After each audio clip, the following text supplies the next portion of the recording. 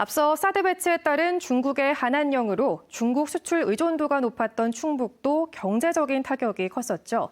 이번 중국의 비자 발급 제한 조치로 대중 수출에 타격이 있진 않을까 충북도 예의주시하고 있는데요.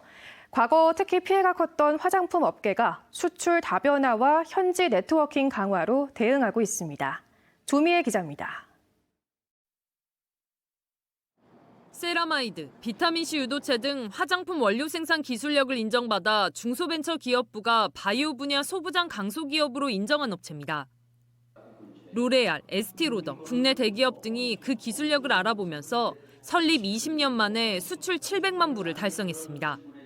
다음 달 중국 광저우에서 열리는 세계 원료 전시회에 직접 참여하려 했지만 중국의 비자 제한 방침과 코로나19 기승으로 결국 포기하기로 했습니다.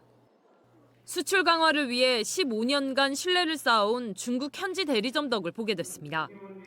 현지 업체가 대신 박람회에 참여하고 화상 시스템으로 현지 바이어를 만나면 돼 큰 타격은 없습니다. 중국에는 그 파트너가 있습니다.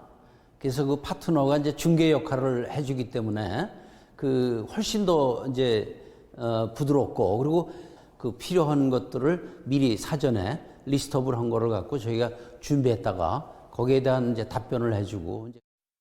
도내 화장품 업계에서 중국은 여전히 큰 시장이지만 과거처럼 절대적이지도 않습니다. 중국의 중소 화장품 업계의 최대 수출국은 수출량의 28.5%를 차지한 미국. 중국은 두 번째로 밀려났습니다. 전국 화장품 수출의 절반 이상이 여전히 중국에 의존하는 것과는 대조적입니다. 2017년만 해도 중국은 충북 화장품 업계의 최대 수출국이었지만 중국 수출 비중은 4년 만에 10.9%포인트가 줄고 미국과 일본, 러시아 등의 수출이 대폭 증가했습니다.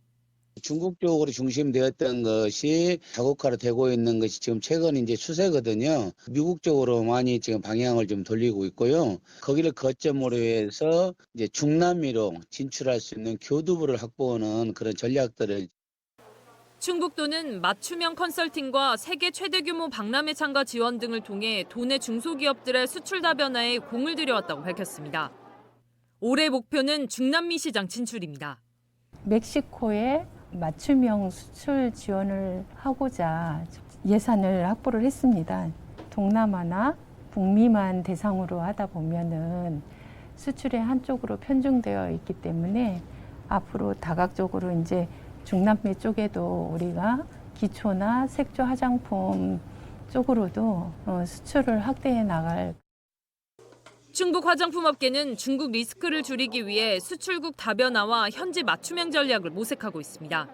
MBC 뉴스 조미애입니다.